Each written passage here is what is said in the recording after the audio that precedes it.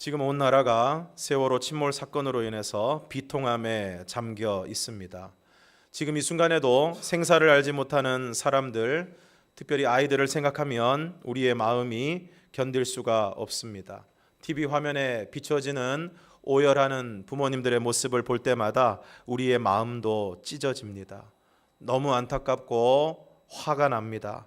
왜 상황이 좋지 않은데 무리한 출항을 했는지, 그리고 왜 안전한 항로로 가지 않았는지, 또 경력이 1년밖에 안 되는 항해사가 배를 운항했는지, 그리고 사고가 났을 때 승객들을 안심시키면서 신속하게 대피를 시키고 승무원들이 차분하게 구조활동을 했더라면 이토록 안타까운 지경에 빠지지는 않았을 것입니다.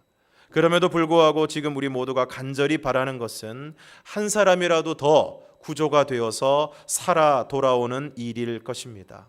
모든 객관적인 상황과 예측을 뛰어넘어서 어떻게든 살아남아서 사랑하는 자녀가, 가족이 한 사람이라도 더 살아서 돌아오는 것, 이것이 가족들의 마음이고 온 국민들의 마음인 것입니다. 그러면 오늘 우리가 이렇게 세월호 침몰 사건에 온 국민이 관심을 가지고 함께 슬퍼하고 있는 이유가 무엇입니까? 그것이 생명의 문제이기 때문입니다. 사람이 죽고 사는 문제이기 때문입니다. 그래서 뉴스 보도에서 사고 소식이 전해질 때마다 가장 먼저 언급되는 것이 무엇입니까? 바로 인명 피해입니다. 그래서 어떤 사고가 났는데 그래도 인명 피해가 없다고 하면 아무리 재산상의 손실이 일어난다고 할지라도 마음을 쓸어내리게 되고, 이번 세월호 사건과 같이 엄청난 인명피해가 났을 때 안타까운 마음을 금할 길이 없는 것입니다. 그래서 성경 마태복음 16장 26절에 이런 말씀이 있습니다. 우리 함께 읽겠습니다. 시작. 사람이 만일 온 천하를 얻고도 제 목숨을 잃으면 무엇이 유익하리요? 사람이 무엇을 주고 제 목숨과 바꾸겠느냐? 그렇습니다. 우리가 온 천하를 다 얻는다고 해도 자기 목숨을 잃으면 아무 소용이 없는 것입니다. 아무리 많은 재물, 아무리 큰 명예, 아무리 큰 권력을 우리가 가진다고 해도 내일 내가 죽는다고 생각한다면 그 모든 것들이 우리에게 아무런 의미가 없다는 것입니다. 그러므로 사람의 목숨과 바꿀 수 있는 것은 아무것도 없습니다. 그래서 이토록 애가 타고 아까운 것입니다. 그런데 일찍이 그런 안타까운 마음으로 우리 인간들을 바라보신 한 분이 계셨습니다. 그분은 바로 하나님이십니다. 하나님은 태초에 인간을 창조하시고 만물을 창조하시고 또한 인간을 창조하셨습니다. 그래서 그 모든 인간들을 사랑하며 또 사랑을 받으며 교제하기를 원하셨습니다. 그래서 다른 모든 피조물과는 달리 하나님께서 인간에게는 자유의지라는 것을 주셔서 본능이 아닌 자유의지에 따라서 하나님을 사랑하고 하나님께 순종하기를 원하셨습니다. 그래서 최초의 인간이 살았던 에덴 동산에 선악과를 두셨습니다. 그래서 에덴 동산에 있는 모든 나무의 열매는 다 먹을 수 있지만 선악을 알게 하는 나무의 열매는 먹어서는 안 된다고 말씀하셨습니다. 그러나 안타깝게도 뱀의 유혹을 받은 최초의 여자 하와가 선악과의 열매를 따먹게 되고 남편에게도 주어서 먹게 하였습니다. 세월호 사건에 대한 뉴스를 보는 가운데 유명한 뉴스 앵커가 세월호에 남아있는 사람들의 생존 가능성에 대해서 부산대 조선해양학과 교수님과 이 전화 인터뷰를 나누는 장면이 나왔습니다. 이제 곧 공기 주입 작업을 한다는 소식을 전하면서 만약 그 안에 누군가 생존자들이 많이 있다면 그 공기의 덕을 볼 만한 공간이 남아 있다고 보십니까? 라고 질문을 했을 때 그 교수님께서 결론적으로 아주 희박합니다. 왜 그러냐 하면 지금 도면을 보게 되면 일부 수밀 격벽이라 그래서 배에서 한쪽 부분이 침수가 되더라도 그 옆 공간이 연쇄적으로 침수가 안 되도록 되어 있는 것으로 보입니다. 그러나 사실상 이런 유람선이나 여객선의 경우에는 그런 문을 닫고 운항하는 경우가 드물죠. 사실상. 그럼 그걸 다 열어놓고 운행을 한다는 말씀입니까? 보통은 다 여객선을 타보시면 아시지만 엄격하게 안 하는 경우가 많죠. 사고라는 게 원래 항상 원칙대로 안 하는 과정에서 생기는 것이니까요. 이 인터뷰 과정에서 그 앵커가 이 교수님의 얘기를 듣고 10초 동안 말을 잇지 못해서 이 뉴스 영상이 화제가 되었습니다. 그런데 저는 이 인터뷰 영상을 보는 가운데 그 마음에 딱 와서 부딪히는 말이 있었습니다. 그 교수님이 대답하는 가운데 이런 이야기를 합니다. 사고라는 게 항상 원칙대로 안 하는 과정에서 생기는 것이니까요. 한 신문 기사에 이런 내용이 있습니다. 만일 세월호가 보다 안전한 항로로 갔다면, 만약 경험 많은 선장이 정신 똑바로 차리고 배를 몰았다면, 만일 승객들을 안심시키면서 신속하게 대피시켰다면, 어느 한 고비에서만이라도 누군가 적절한 조치를 했다면 세월호의 아이들은 무사했을 것이다. 틀림없이 그랬을 것입니다. 출항 시간이 늦어져서 조금 더 빨리 가려고 항로를 변경하고 배를 급하게 몰지 않았더라면, 그런데 사실 우리는 이런 것들을 쉽게 경험합니다. 아마 이 자리에 계신 운전을 하시는 대부분의 운전자들이 이런 것들을 경험하시리라 생각합니다. 어쩌면 오늘 교회에 오시면서 운전하고 오시면서 그러셨을지도 모르겠습니다. 시간이 급하면 어떡합니까? 차를 마구 몰아서 속도와 신호를 무시하고 마구 달린 경험들을 우리는 다들 가지고 계시리라 생각됩니다. 언제 사고가 납니까? 그럴 때 사고가 납니다. 급하다고 해서 교통법규를 무시하고 마구 달릴 때 이번 침몰 사고도 항로를 변경하고 늦었다고 최고 속력으로 달리면서 커브를 트는 과정에서 배가 넘어졌다는 1차 조사 결과가 나왔습니다. 하나님께서 분명히 에덴 동산의 모든 나무의 열매를 먹어도 좋다. 그러나 동산 중앙에 있는 선악을 알게 하는 나무의 열매는 먹어서는 안 된다. 그것을 먹는 날에는 반드시 죽는다. 그런데 뱀이 다가와서 하와를 유혹합니다. 그 나무의 열매를 따먹어도 절대 죽지 않는다. 죄를 지어도 괜찮다.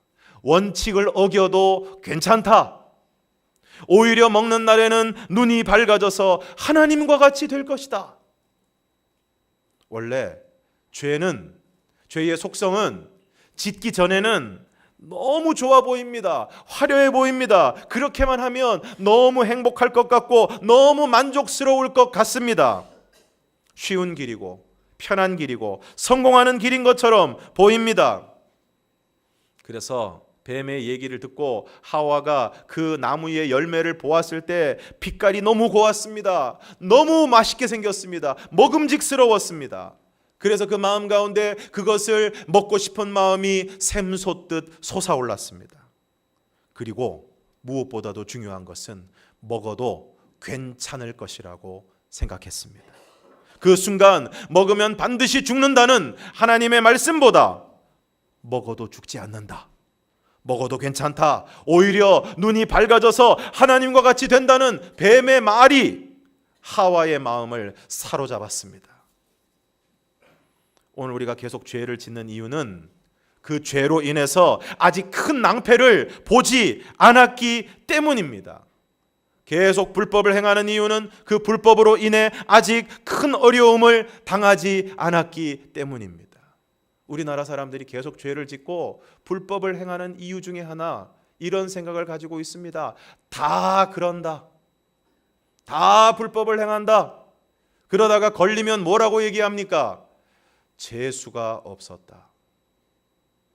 자기가 잘못한 것은 전혀 생각하지 않습니다. 자기가 불법을 행한 것에 대한 자책감은 없습니다.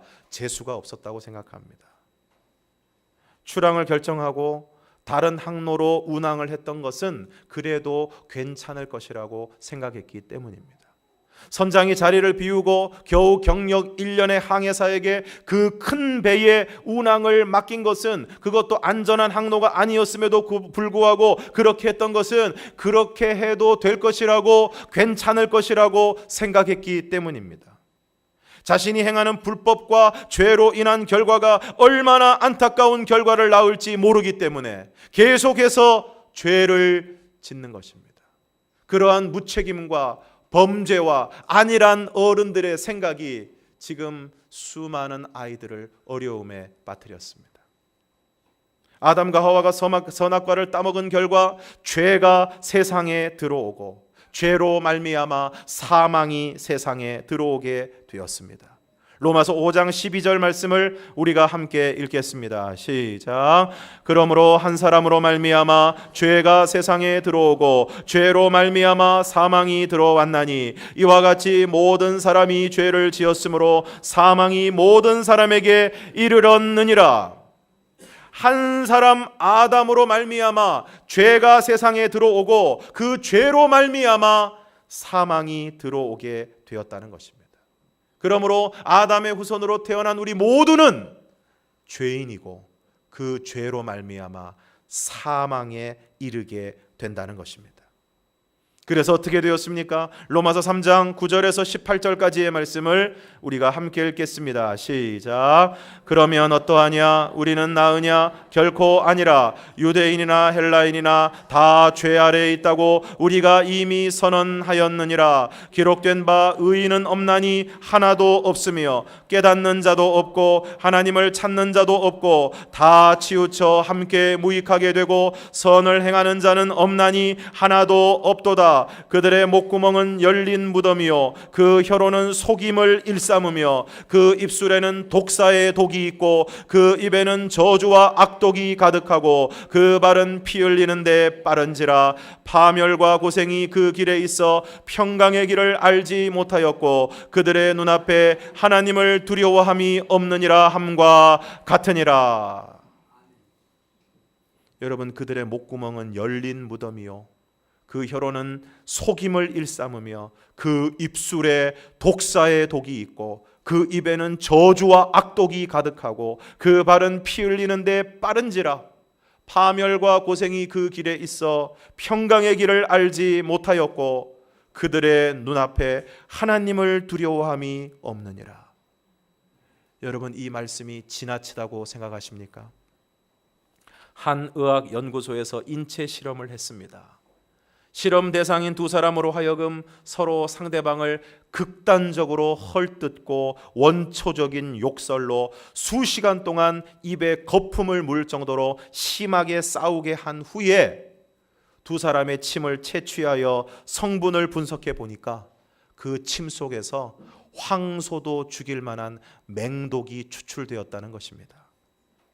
또 한 사람을 골방에 가둬놓고 하루 종일 말도 못하게 하고 온갖 악담과 비난을 퍼부으면서 며칠 동안 반복적으로 극도의 스트레스를 안겨준 다음 그 사람의 뇌분비 호르몬을 채취하여 분석을 해 보았더니 호르몬 성분 중에 사람을 사망에 이르게 할 수도 있는 신경계 독성분이 나왔다고 하는 것입니다. 이번 세월호 침몰 사건을 보도하는 우리나라 언론들의 태도를 보면서 우리는 저욱이 실망하지 않을 수 없었습니다. 저마다 앞다투어 선정적이고 원색적인 보도를 하는 바람에 유족이나 실종자 가족들은 물론이고 뉴스를 보는 모든 국민들의 마음에 큰 상처를 남겼습니다. 사고 소식이 궁금해서 TV 앞에 앉아있던 사람들이 너무나도 쏟아내고 너무나도 선정적인 보도에 눈살을 찌푸리고 마음의 상처를 입고 더 이상 TV를 보기가 부담스러울 지경이 되었습니다.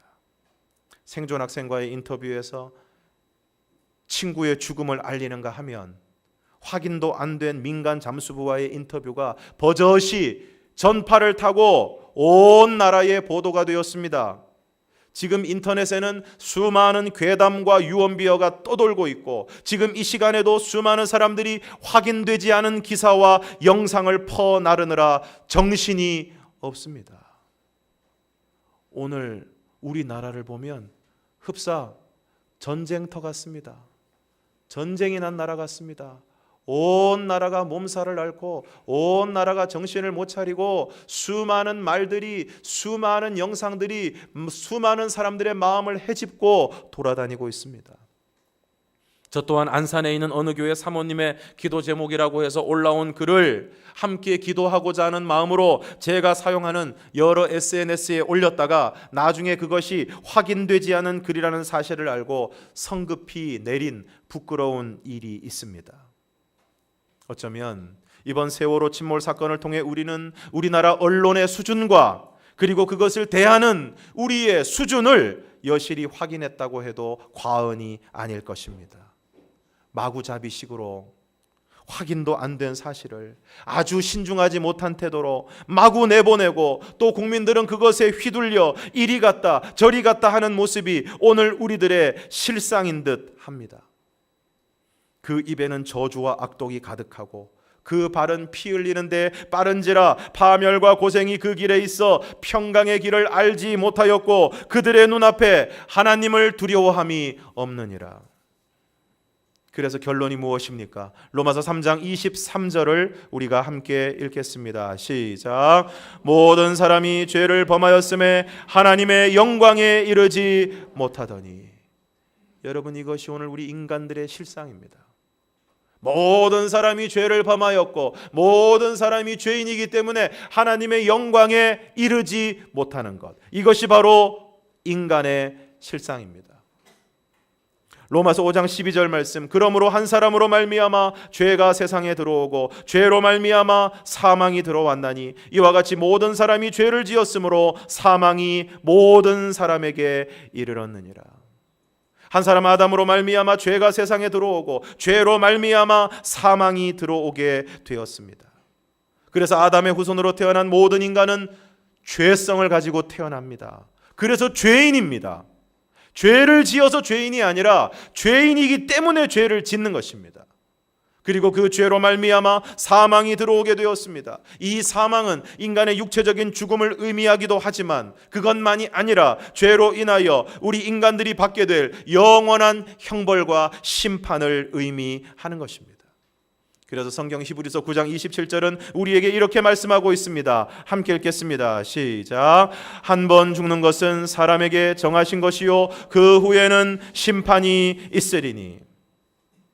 인간에게 있어 가장 두려운 것은 죽음입니다.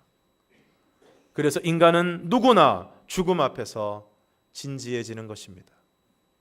오늘 우리가 세월호 침몰 사건에 이렇게 마음이 아픈 것도 수많은 사람들의 생사가 그 가운데서도 이제 17, 18밖에 안 된 학생들, 그 자식들의 생사가 달려있기 때문입니다. 그러나 오늘 성경은 그 육신의 죽음보다 더 무서운 것이 죽음 이후의 심판이라고 말씀하고 있습니다. 그러므로 한 사람으로 말미암아 죄가 세상에 들어오고 죄로 말미암아 사망이 들어왔는데 그 사망은 인간의 육신적인 죽음만이 아니라 그 죄로 말미암아 치러야 할 영원한 형벌, 영원한 심판을 의미하는 것입니다. 이것이 범죄한 인간의 절망적인 운명입니다. 그런데 그러한 인간들을 차마 두고 보실 수 없었던 한 분이 계십니다. 그분은 바로 우리를 사랑하시는 하나님이십니다.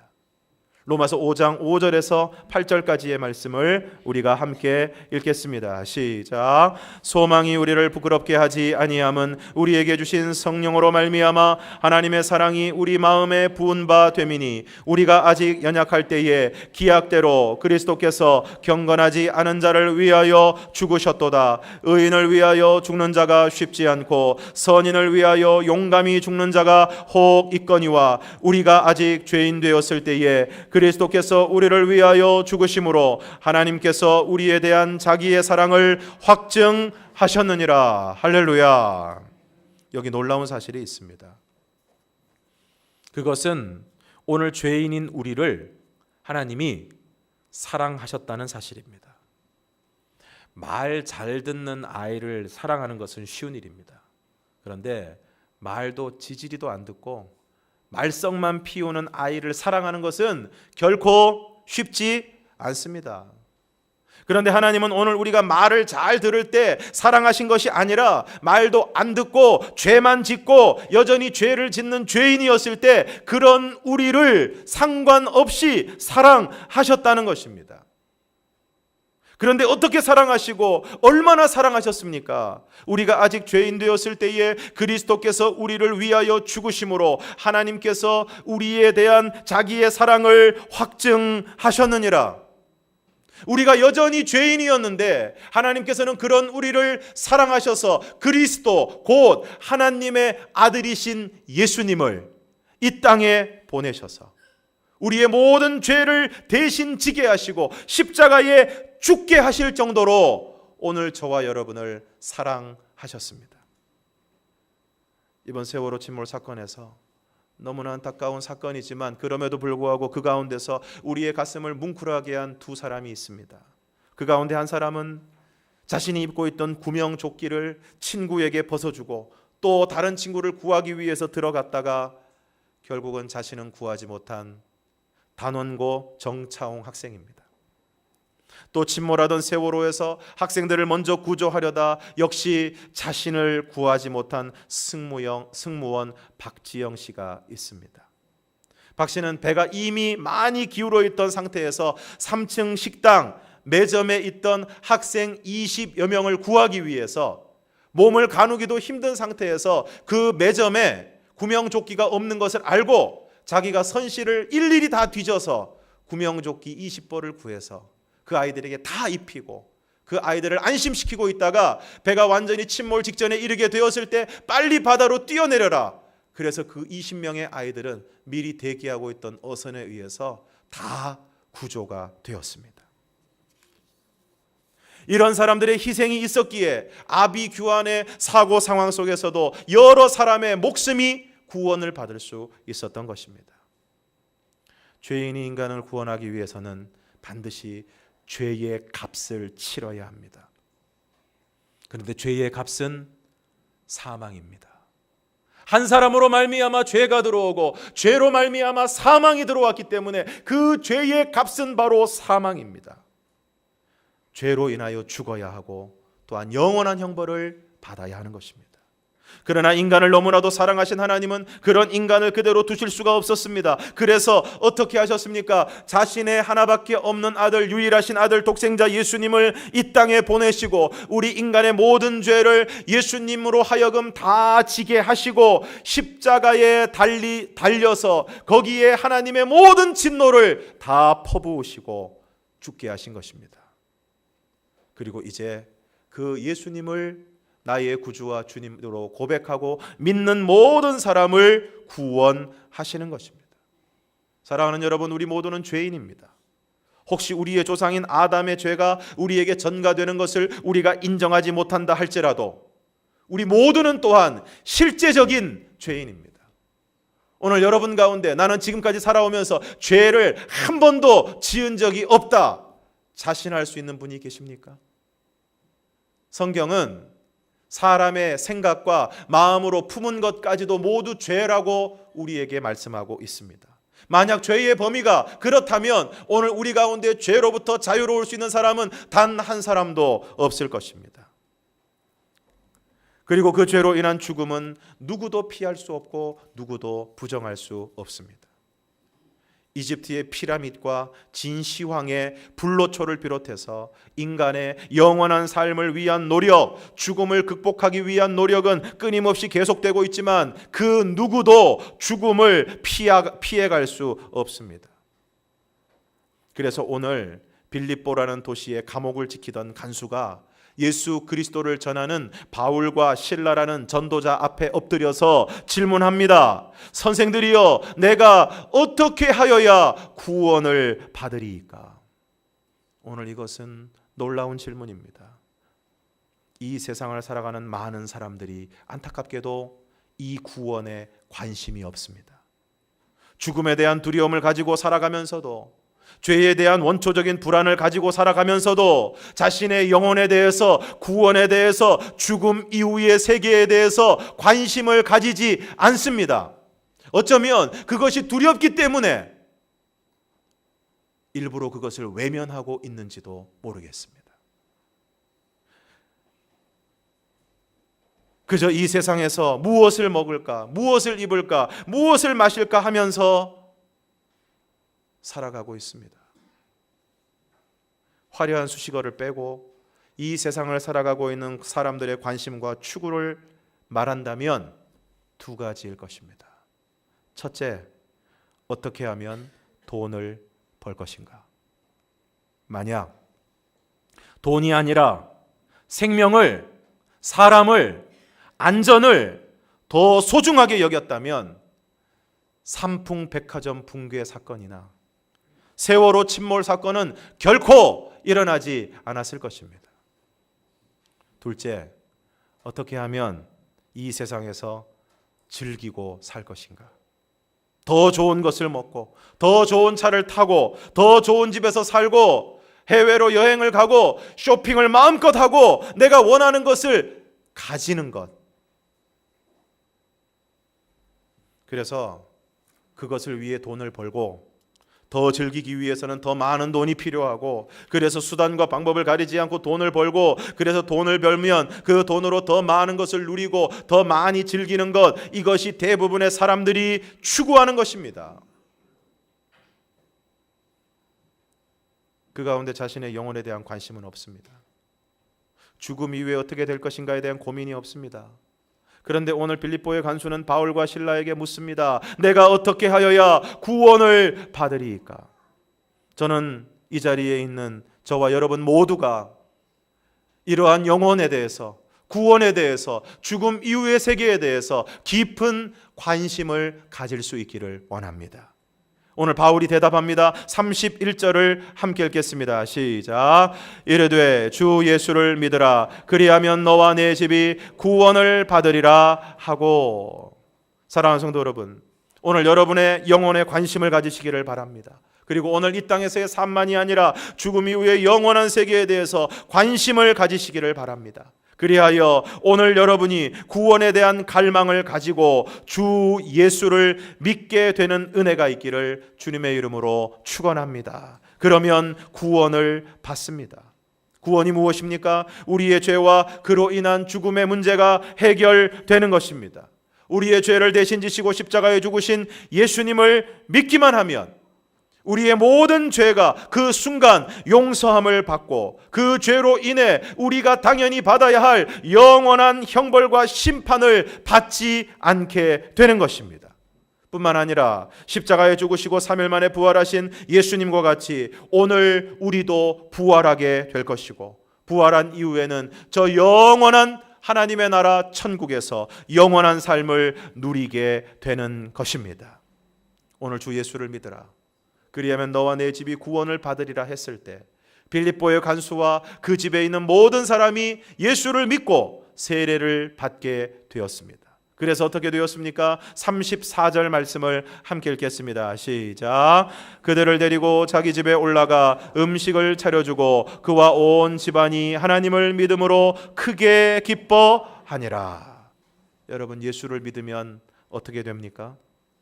오늘 여러분과 여러분의 집안이 크게 기뻐하게 됩니다. 예수를 믿으면 이 세상에서 이 세상이 결코 줄 수 없는 진정한 기쁨을 누리게 됩니다. 이 세상을 살아가는 가운데 우리에게 기쁨을 주는 여러 가지 것들이 있습니다. 그러나 세상이 주는 기쁨과 만족은 그 유효 기간이 굉장히 짧습니다. 그리고 금방 허무해지고 허탈해지고 허전해지는 것입니다. 그러나 예수 그리스도를 믿음으로 하나님이 우리에게 주시는 기쁨은 영원한 기쁨이요 영원한 만족이 되는 줄로 믿습니다.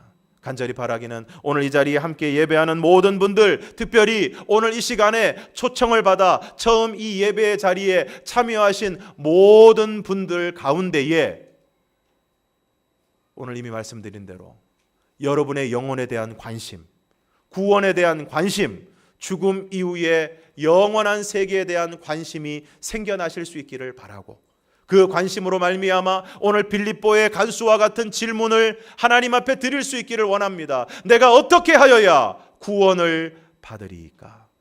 그럴 때 주 예수를 믿으라. 그리하면 너와 네 집이 구원을 받으리라. 오늘 여러분의 마음의 문이 활짝 열려서 주 예수 그리스도를 믿음으로 오늘 여러분과 여러분의 가정이 구원을 받는 은혜가 있기를 주님의 이름으로 축복합니다. 그리하여 오늘 여러분의 심령에, 그리고 여러분의 가정에, 여러분의 모든 삶의 자리에 이 세상이 결코 줄 수 없는, 하나님만이 주실 수 있는, 구원받은 자들에게 주시는 하나님의 기쁨과 만족이 여러분의 삶 가운데 넘쳐날 수 있기를 주님의 이름으로 축원합니다. 기도하겠습니다.